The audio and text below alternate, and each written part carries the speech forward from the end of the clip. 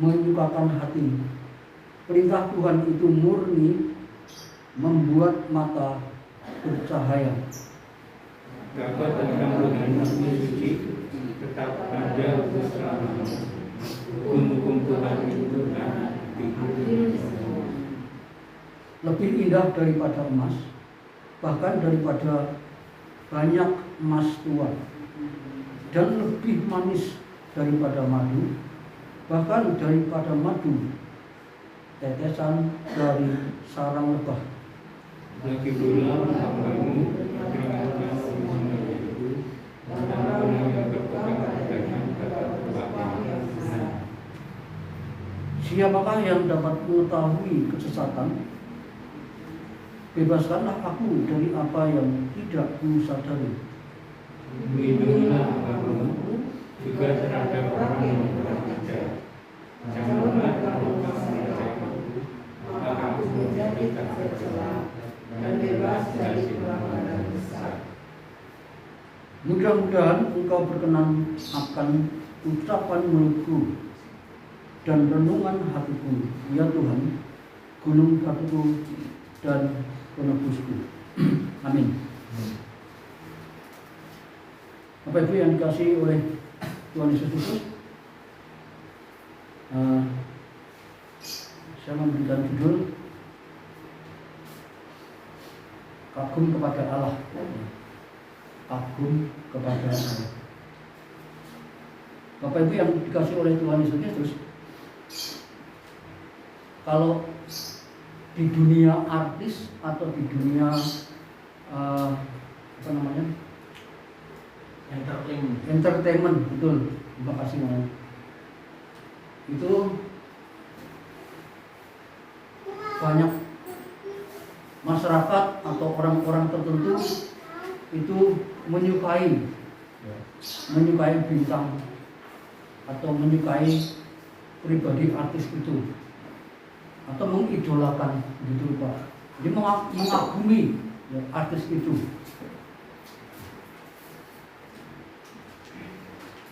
Padahal sesungguhnya kalau mengidolakan seseorang atau mengidolakan artis sekalipun, dia memang artis itu punya kepribadian yang baik secara kelihatan, tapi sebenarnya banyak juga artis yang secara tidak kelihatan itu bobrok gitu ya, dan kebanyakan itu pada terkesima gitu ya, terutama ketika artis yang diidolakan itu jatuh gitu ya, mungkin menggunakan narkoba atau mungkin melakukan kejahatan-kejahatan yang lain. Wah, kecewa, mengidolakan. Karena sebenarnya yang namanya mengidolakan itu adalah idola, itu dari kata idol dalam bahasa Inggris, itu sebenarnya menunjuk kepada berhala. Idol, Indonesian Idol, ya judulnya ya. Indonesian Idol itu ada di RCTI. Itu penyembahan berhala ini sebenarnya. Tapi kan dunia ini kan tidak penting ya. Berhala atau apa itu tidak penting. Tapi bagi Alkitab, idol itu mengidolakan manusia, mengidolakan ciptaan, itu penyembahan berhala. Nah, Bapak yang dikasih oleh Tuhan Yesus Kristus, seharusnya yang Tuhan tidak diidolakan.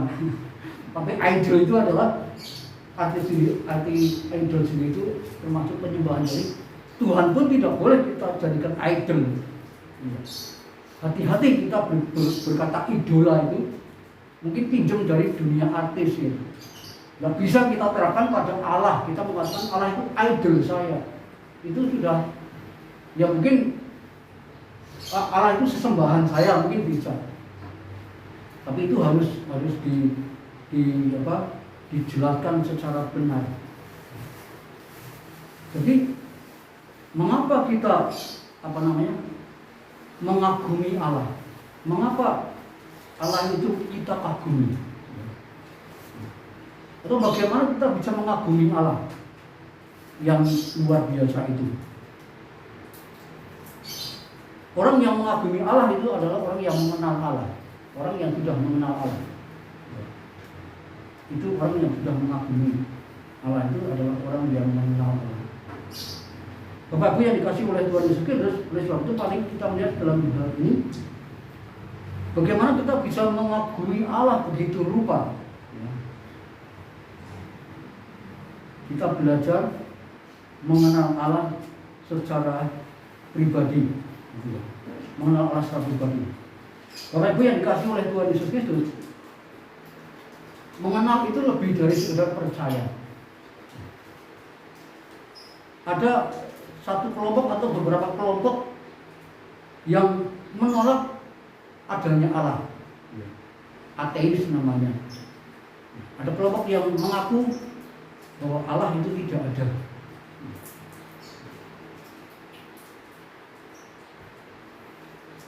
Jadi alam semesta atau langit bumi beserta segala isinya ini terjadi itu secara kebetulan.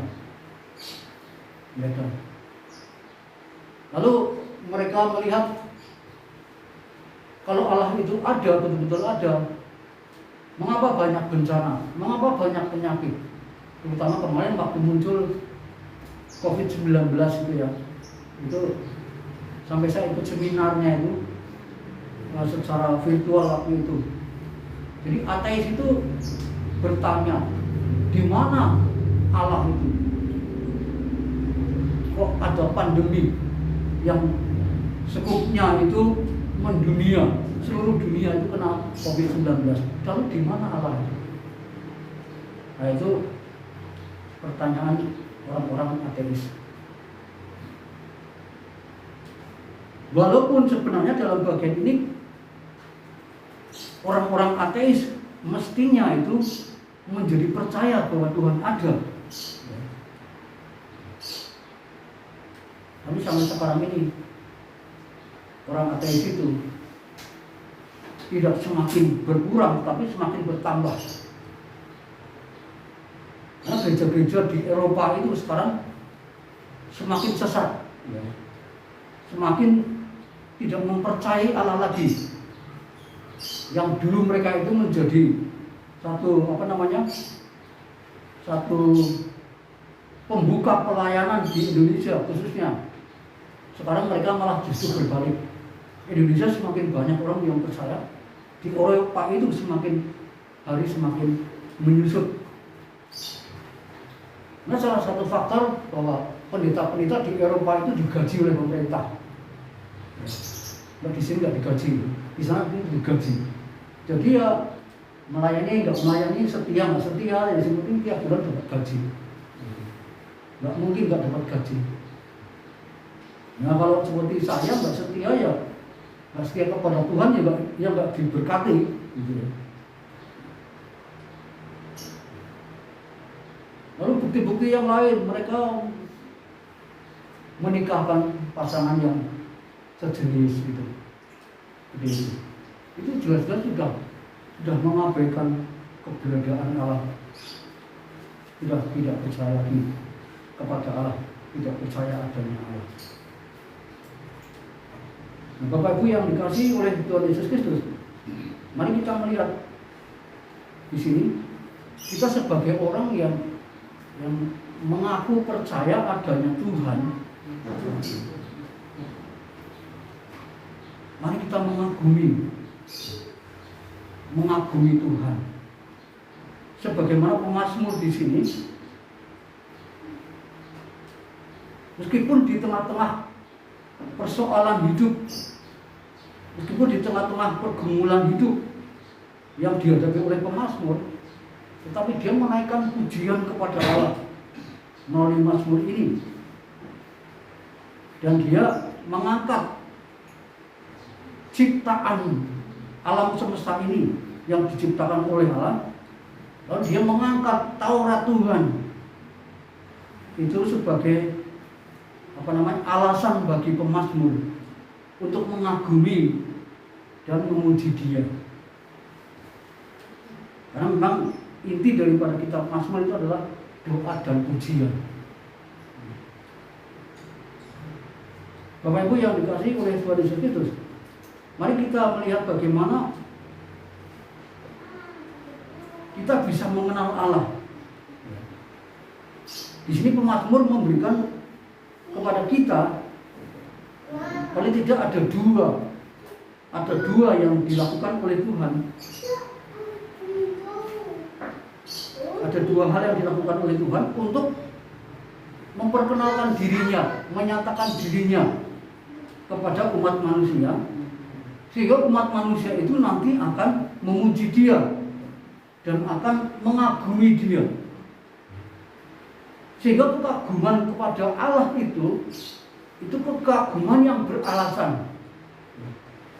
Bukan kekaguman karena satu dan lain hal, tapi alasan yang tepat, alasan yang benar, sehingga kita mengagumi Allah. Mari kita melihat di mana Allah yang pertama, Dia menyatakan diri melalui ciptaannya. Ayat 2 sampai ayat yang ke-7. Langit menceritakan kemuliaan Allah, dan cakrawala memberitakan pekerjaan tangannya.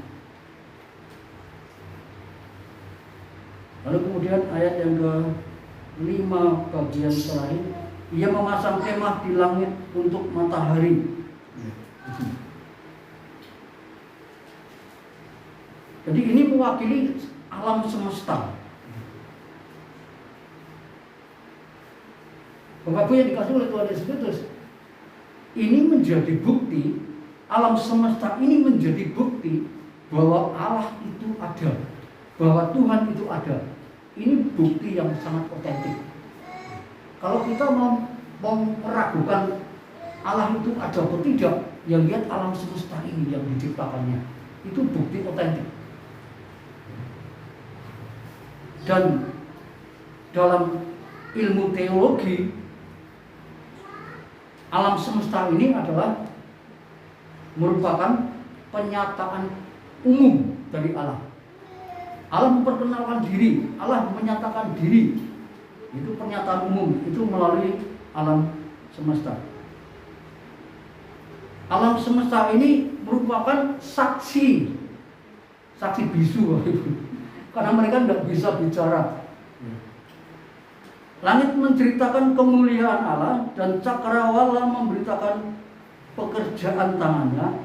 Hari meneruskan berita itu kepada hari, dan malam menyampaikan pengetahuan itu kepada malam.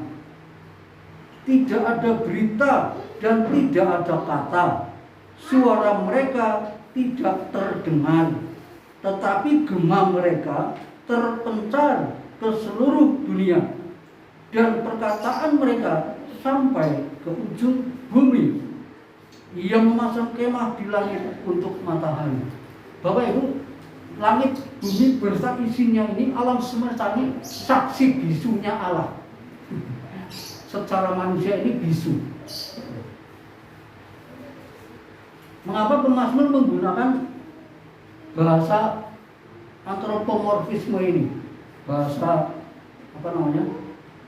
yang ini puisi, tetapi juga menggunakan istilah-istilah alam semesta. Seperti kalau sepasang kekasih sedang rindu kepada kekasihnya, oh bulan, sampaikan salamku kepada dia, seperti itu. Jadi ini seperti puisi, kitab puisi. Mazmur ini kitab puisi. Jadi alam semesta ini adalah merupakan saksi daripada Allah, yang tidak bisa berkata-kata, tidak ada suaranya, tetapi menggema. Gemanya itu terpancar sampai seluruh bumi, sampai ujung bumi. Tidak bersuara, tetapi gemanya itu terpancar begitu rupa. Nah, rupanya ini dipakai oleh pemazmur sebagai ungkapan untuk kemuliaan, untuk kemegahan, dan untuk kuasa Allah. Mungkin kalau secara kasat mata kita melihat alam semesta ini memang tidak berbicara apa-apa. Tetapi di dalam iman itu, di dalam iman, mereka itu bisa berbicara. Mereka itu bisa menyembah Allah. Mereka itu bisa memuji Allah. Dikatakan dalam kitab yang lain, kalau kamu tidak memuji Allah, batu-batu ini akan dipakai Tuhan memuji Allah. Itu bisa memuji Allah. Alam semesta ini dalam kacamata iman. Kalau kita melihat dalam kitab Ibrani pasal 11 ayat yang ke, kalau tidak salah ayat yang ketiga, itu bahwa kita percaya bahwa alam semesta ini itu diciptakan oleh Allah. Artinya bahwa kita tidak usah istilahnya ibaratnya itu kita nggak mencari bukti aja. Dengan iman kita itu sudah percaya bahwa langit bumi ini adalah ciptaan Allah. Ayat yang ketiga, karena iman kita mengerti bahwa alam semesta telah dijadikan oleh firman Allah, sehingga apa yang kita lihat telah terjadi dari apa yang tidak dapat kita lihat. Bapak Ibu dan saya tidak melihat waktu Allah menciptakan langit dan bumi, tidak melihat secara langsung, tidak bisa melihat itu, tapi bisa melihat lewat firman Allah.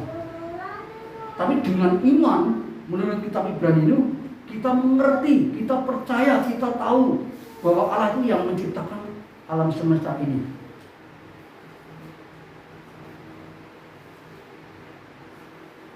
Nah, Allah memperkenalkan diri, Allah menyatakan dirinya itu melalui ciptaannya.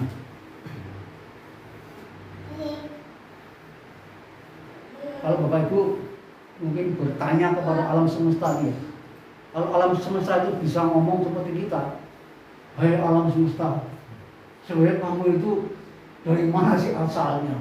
Saya kira kalau dia bisa ngomong seperti kita, dia akan menjawab, ya aku ciptaan Allah. Yang menciptakan aku itu Allah.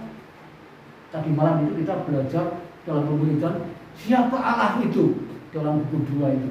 Siapa Allah? Salah satunya adalah Allah itu Sang Pencipta, Maha Kuasa, Sang Pencipta. Kalau dia bisa ngomong, itu dia. Ada sebuah lagu, kalau bulan bisa ngomong, kalau bulan bisa ngomong, gimana? Malu kita. Kalau bulan bisa ngomong, weh, kamu lagi ngapa di situ? Nanti bulan tahu kita lagi berbuat jahat. Karena alam semesta ini saksinya Tuhan, Bapak Ibu. Saksinya Tuhan.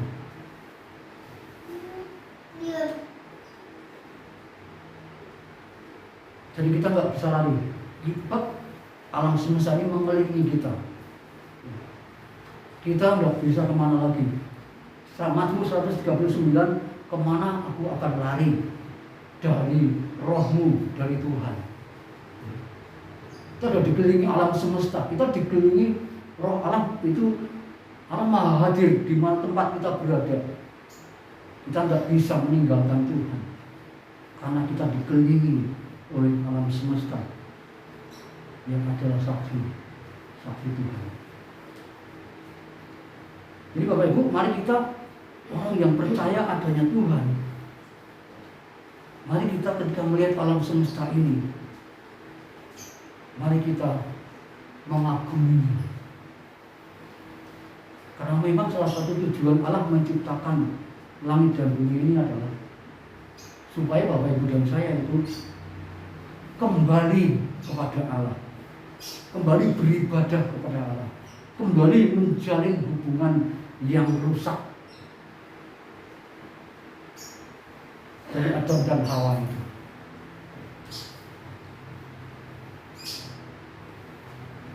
Bapak Ibu yang dikasih oleh Tuhan itu yang pertama yang bisa saya lihat, bagaimana kita bisa mengagumi Allah yang luar biasa. Karena Allah itu sudah memperkenalkan dirinya. Allah sudah menyatakan dirinya melalui ciptaannya, langit, bumi, beserta segala isinya. Lalu yang kedua, bagaimana kita bisa mengenal Allah lebih dalam, lebih jauh? Yang pertama, Tuhan telah menyatakan dirinya melalui alam semesta. Yang kedua, yaitu ayat 8 sampai ayat 12. Taurat Tuhan itu sempurna, menyegarkan jiwa. Peraturan Tuhan itu teguh, memberikan hikmat kepada orang yang tak berpengalaman. Titah Tuhan itu tepat, menyukakan hati. Perintah Tuhan itu murni, membuat mata bercahaya, dan lain sebagainya. Yang terutama itu, Bapak Ibu, yang kedua adalah Tuhan memperkenalkan diri, Tuhan menyatakan diri. Tadi itu penyataan umum, sekarang penyataan khusus, yaitu Alkitab. Saya terjemahkan Alkitab. Karena kalau Taurat Tuhan itu khusus untuk orang Israel, tetapi sebenarnya untuk orang percaya sekarang juga itu masih bisa dipakai. Karena Taurat Tuhan itu adalah berbicara soal seremonial, berbicara soal upacara keagamaan orang-orang Israel pada waktu itu. Tapi juga di dalam hukum Taurat itu ada hukum moral, moralitas. Waktu orang Israel baru pulang dari tanah pembuangan itu, setelah 400 tahun diperbudak di Mesir, itu kemudian diizinkan oleh Fir'aun dalam tanda petik, lalu kemudian mereka pulang dari Mesir, lalu menuju ke tanah Kanaan. Lalu jelas orang Mesir pada waktu itu karakternya itu masih amburadul, istilah karu-karuan ya. Karena di sana ditindas sehingga akhirnya mereka mengalami kebobrokan secara moral. Lalu kemudian Tuhan mempersiapkan hukum Taurat, 2 loh batu ini. Hukum 1 sampai hukum yang ke-10. Ketika Musa itu harus naik menghadap Tuhan ke atas gunung. Tetapi di bawah sana orang-orang Israel itu yang dipimpin oleh Harun itu malah membuat patung lembu emas untuk menyembah patung itu. Karena memang belum ada hukum, belum ada peraturan yang mengikat. Lalu ketika Musa turun dari gunung membawa 2 loh batu itu, langsung dibanting, dilempar 2 loh batu itu ke tanah dan hancur. Karena Musa marah melihat Harun itu mengizinkan orang-orang Israel itu membuat patung lembu emas dan menyembah berhala. Lalu Musa naik lagi dan kemudian Tuhan menulis lagi hukum itu, dan baru kemudian hukum itu terus dijalankan sampai pada waktunya. Bapak Ibu, Taurat ini adalah merupakan satu gambaran daripada kepribadian Allah. Allah itu Maha Kudus, Allah itu Maha Suci, dan dia moralitasnya itu bagus, kekudusannya luar biasa. Sehingga kalau hukum Taurat itu diterapkan secara benar, itu akan membuat suatu bangsa, khususnya bangsa Israel, itu akan benar-benar menjadi bangsa yang luar biasa. Secara praktek, secara teori memang dia umat Allah, umat kesayangan Allah, tetapi prakteknya itu mereka tidak. Nah, kalau misalkan hukum Taurat itu dipenuhi, dipraktekkan secara benar, luar biasa, itu akan menjadi bangsa yang luar biasa di hadapan kita.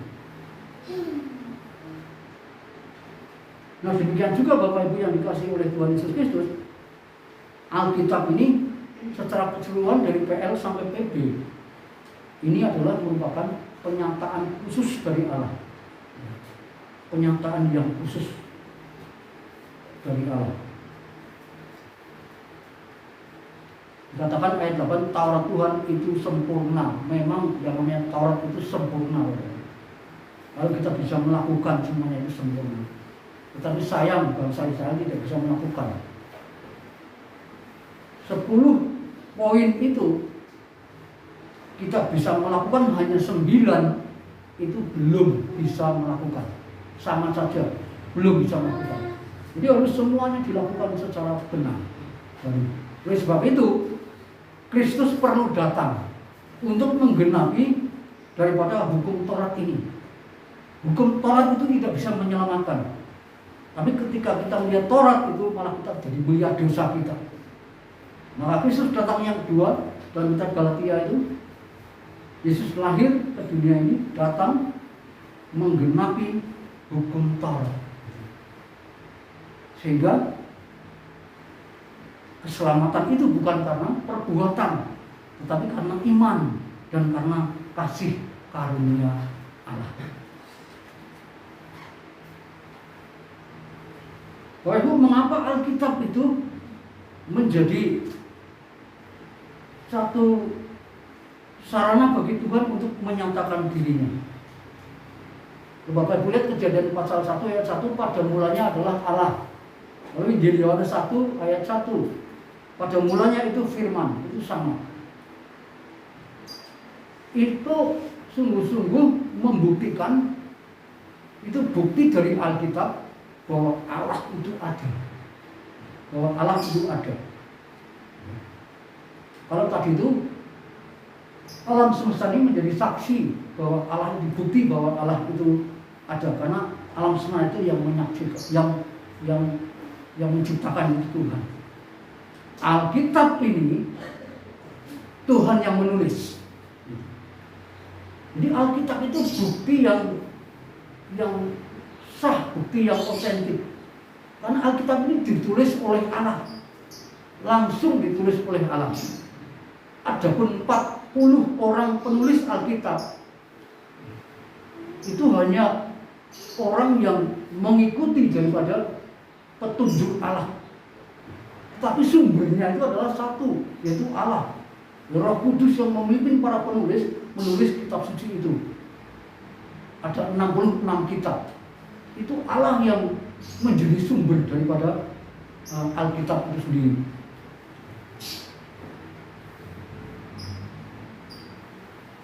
Sehingga Alkitab itu menjadi sumber pengetahuan tentang Allah.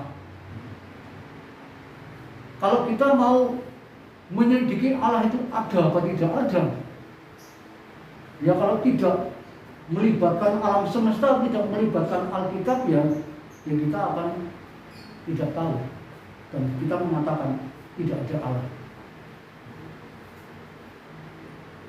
Alkitab itu sumber pengetahuan tentang Allah.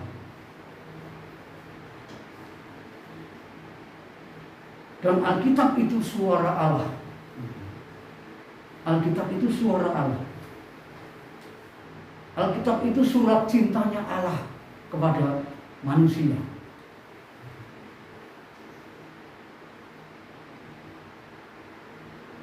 Oleh karena itu, bagaimana kita bisa menerima Alkitab dalam hidup kita, sehingga Alkitab itu atau firman Tuhan itu tinggal di dalam hati kita, tinggal di dalam hidup kita. Memang Alkitab itu pernyataan khusus dari Allah, bahwa itu menjadi bukti bahwa Allah itu ada. Tetapi juga Alkitab atau firman Allah itu mesti tinggal di dalam hidup dan hati kita. Nah, bagaimana supaya Alkitab itu yang menjadi surat cinta Tuhan, sumber pengetahuan, bisa tinggal di dalam hidup kita? Itu ditandai dengan mau membaca Alkitab. Mau membaca Alkitab. Jadi Alkitab dibaca. Lalu yang kedua, kita itu belajar Alkitab. Alkitab itu mesti dipelajari, Bapak Ibu. Lalu yang berikutnya, Alkitab itu dihafalkan. ada nilai positifnya itu Alkitab itu dihafalkan. Lalu Alkitab itu direnungkan. Lalu Alkitab itu diaplikasikan, diterapkan. Sampai dengan firman Allah itu, Alkitab itu lahir di dalam hati kita, tinggal di dalam hati kita. Seperti Yesus Kristus lahir di dalam hati kita, di hidup kita, itu lahir baru. Saya tidak bisa membayangkan kalau di dalam hidup orang percaya itu tidak, firman Allah tidak lahir di sana, dan Yesus Kristus itu tidak lahir di sana. Apa yang terjadi dengan iman dia? Itu Bapak Ibu. Jadi Alkitab jangan sampai ditaruh di laci dan berdebu. Jangan Bapak Ibu. Ini penyataan khusus dari Allah. Ini Allah yang menulis. Repot-repot memakai 40 orang penulis. Belum lagi ini dikritik oleh orang-orang filsafat, dikritik oleh orang-orang ateis. Tapi orang apa-apa. Karena ini adalah Allah yang menulis. Orang yang tadinya mengatakan Alkitab ini paling umurnya 100 tahun ya. Alkitab paling umurnya 100 tahun wis ora bakal muncul maning. Seorang yang bernama Voltaire gitu ya, dari Prancis mengatakan Alkitab itu paling 100 tahun dinubuatkan Bapak. Belum 100 tahun Voltaire sudah mati dulu. Menubuatkan Alkitab 100 tahun bubar Alkitab itu. Voltaire belum 100 tahun sudah meninggal. Tapi sebelum dia meninggal, dia bertobat. Dan rumahnya dipakai untuk perpustakaan Alkitab Bapak Ibu. Wah, ini harusnya tepuk tangan ya untuk Voltaire. Gak bisa. Alkitab ini walaupun seperti ini, tapi ini sumbernya dari Allah. Dalam bahasa aslinya, ini diilhamkan oleh Allah dan tanpa salah dalam bahasa aslinya. Bapak Ibu lihat dalam 2 Timotius pasal 3 ayat 16, bermanfaat untuk mengajar, menyatakan kesalahan, memperbaiki kelakuan, mendidik orang dalam kebenaran, memperlengkapi orang untuk perbuatan baik. Itu Alkitab. Jadi kalau kita sungguh-sungguh belajar tentang Alkitab, lama-lama kita akan mengagumi Allah kita yang luar biasa. Tadi orang betul bilang, wah ini luar biasa nih, pelajaran pemberitaan ini luar biasa. Ya betul memang. Kita tahunya hanya Allah. Allah si siapa ya? Rupanya tadi malam itu banyak banget Allah ini. Allah itu Maha Kuasa, Allah itu Pencipta, Allah itu Maha Tahu, Allah itu Bapa Surgawi dan sebagainya. Ternyata Allah itu seperti itu. Pernyataan Alkitab. Dan Allah yang Alkitab itu surat cinta Allah. Bapak Ibu pernah mendapat surat cinta dari pacar dulu? Saya pernah mendapat surat cinta dari pacar dulu.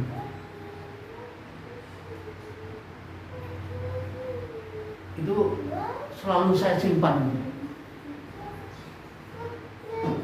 Tidak akan pernah saya buang, karena saya simpan terus.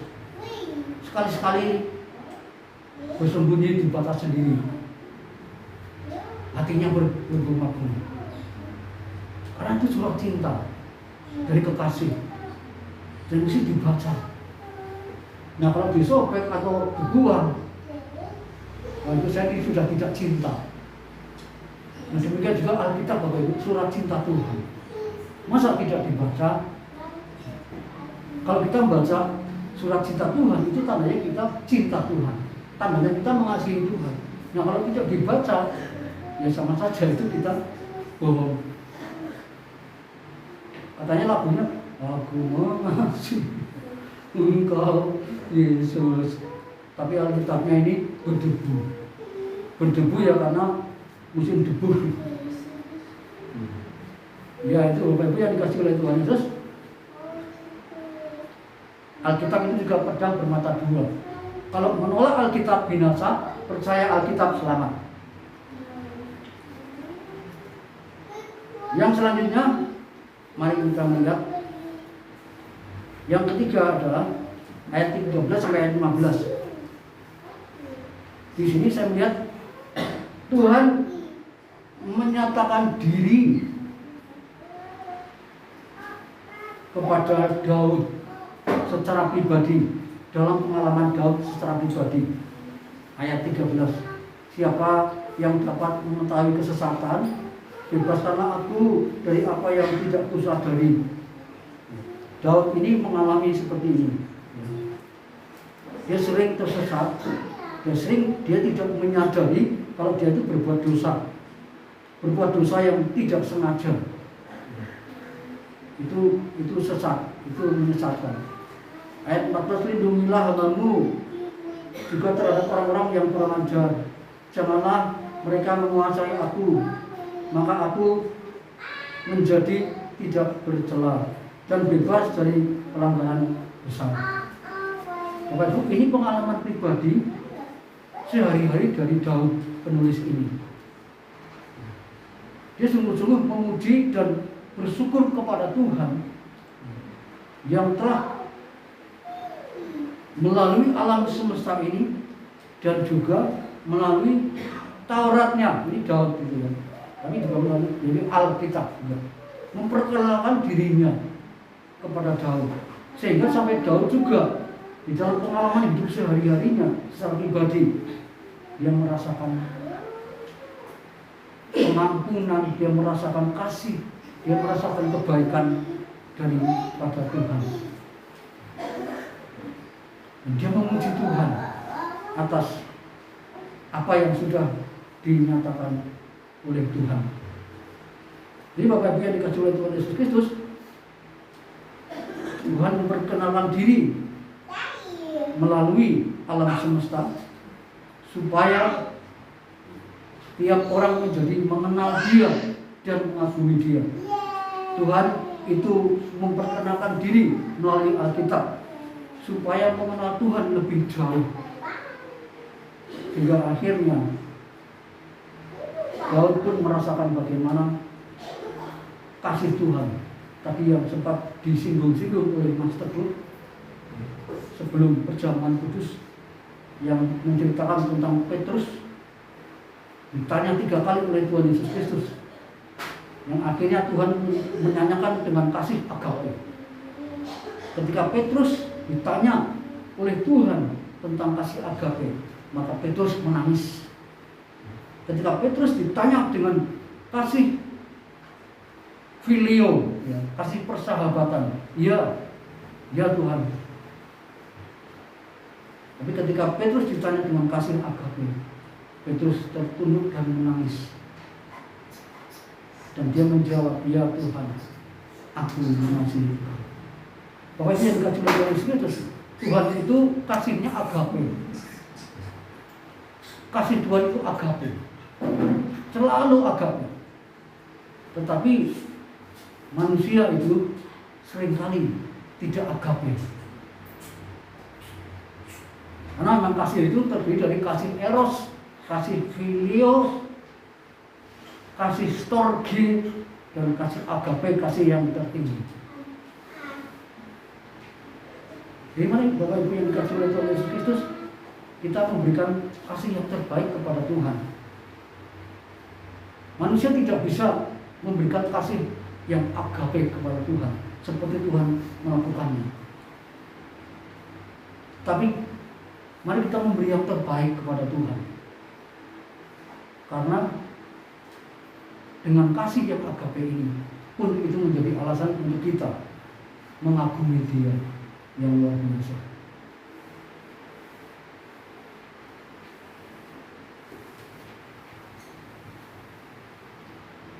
Bapak yang dikasihi oleh Tuhan Yesus Kristus, mari kita akan bersyukur kepada Tuhan untuk firman Tuhan yang sudah kita pelajari siang hari ini. Mari kita berdoa. Bapak, kami bersyukur untuk firman-Mu yang sudah kami pelajari bersama-sama. Kami memuji Tuhan karena alam semesta ini yang Tuhan ciptakan ternyata menjadi alat, menjadi sarana bagi Tuhan untuk memperkenalkan dirinya. Karena Engkau adalah Allah yang bersifat roh, Allah yang tidak berbentuk, tapi Engkau Allah yang bersifat roh, Allah yang maha hadir, Allah yang sungguh-sungguh senantiasa terbuka, tidak pernah menyembunyikan dirimu.